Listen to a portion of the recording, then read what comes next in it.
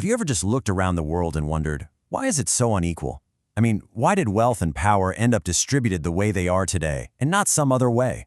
Well, that is the massive, huge question at the heart of Jared Diamond's Pulitzer Prize-winning book, Guns, Germs, and Steel.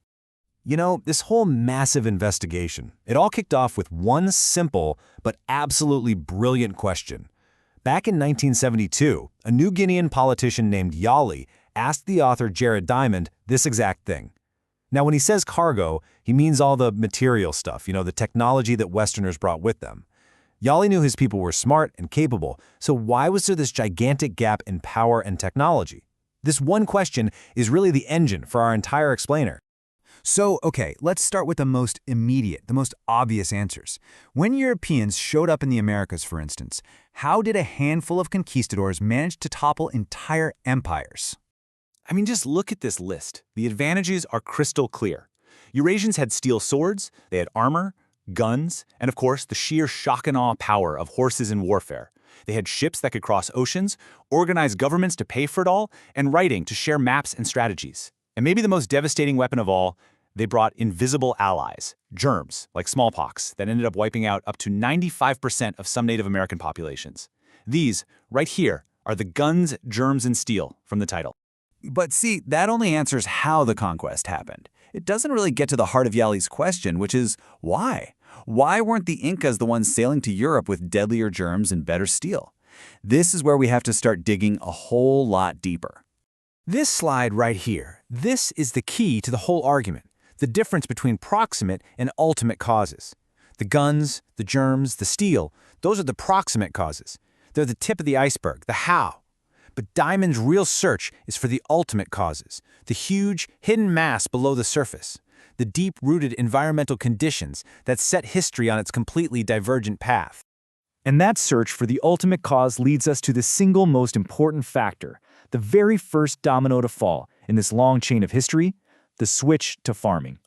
Okay, so check out this cascade effect. Once you can reliably grow your own food, you can create a surplus. You've got more than you need just to survive. That surplus means people can settle down in one place and populations can get way bigger. Think about it. In a hunter-gatherer society, everybody's main job is finding food.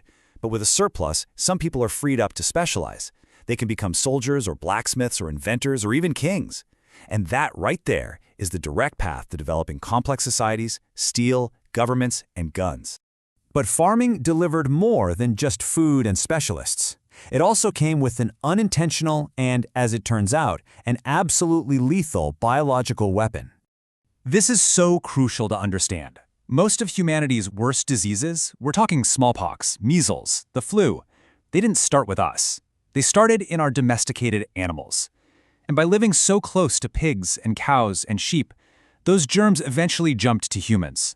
Now, over many, many centuries, Eurasian societies got hit by these diseases again and again, but they slowly built up some genetic resistance. So when they traveled the globe and met people who had zero immunity, the result was an absolute apocalypse. Those germs killed far, far more people than any sword or gun ever could. All right, so farming is the key. But that just pushes the question back one more step, right? Why did the agricultural revolution happen in Eurasia and not really anywhere else? Well, the answer, Diamond argues, basically comes down to winning a geographic lottery. To explain the animal part of this lottery, Diamond uses this fantastic analogy from the novel Anna Karenina. The idea is that for a marriage to be happy, everything has to go right. But for it to fail, just one thing needs to go wrong. Well, it's the same exact thing with domesticating animals. A potential animal can't be a picky eater. It has to grow up fast. It has to be willing to breed in captivity. It can't have a nasty temper, and it can't be too panicky. If it fails on even one of those criteria, it's a no-go. And when you look at the actual numbers on this, it is just stunning. Eurasia started with 72 large mammal species that were potential candidates. They ended up successfully domesticating 13 of them, the horses, cows, pigs, and sheep that powered their societies. Now, let's compare that. The Americas had 24 candidates and got just one, the llama. Sub-Saharan Africa had 51 candidates and got 0. People always ask, why not zebras? Well, they have a really nasty disposition. You just can't reliably tame them. So it wasn't about the people's ingenuity. It was about the raw materials they had to work with. Eurasia simply won the lottery. And guess what? It was the exact same story with plants. The area known as the Fertile Crescent in Eurasia was just blessed with this incredible package of highly nutritious, easy-to-grow crops like wheat and barley. Compare that to the ancestor of corn in the Americas, which was this tiny little grass that took thousands of years of breeding to even become a decent food source. Again, it was a massive, massive head start, just written right into the landscape itself. And the final piece of this geographic puzzle is the very shape of the continents. As you can see here, Eurasia is wide. It's built on an east-west axis. That means crops, animals, and ideas could spread for thousands of miles across similar climates and day lengths with no problem. But the Americas and Africa, they're long, oriented north-south. So if you're trying to spread something, you have to cross all these different climate barriers, from tropics to deserts to temperate zones. And that dramatically slowed down the spread of farming and technology. So now we can put all of these pieces together. The farming, the germs, the animals, the plants, the continental axes, we can finally give a direct answer to Yali's profound question from the very beginning. For centuries, the common, and let's be honest, the ugly, explanation for global inequality was based on racist theories about innate differences between groups of people. What Diamond's work does is provide a powerful, scientific, evidence-based alternative.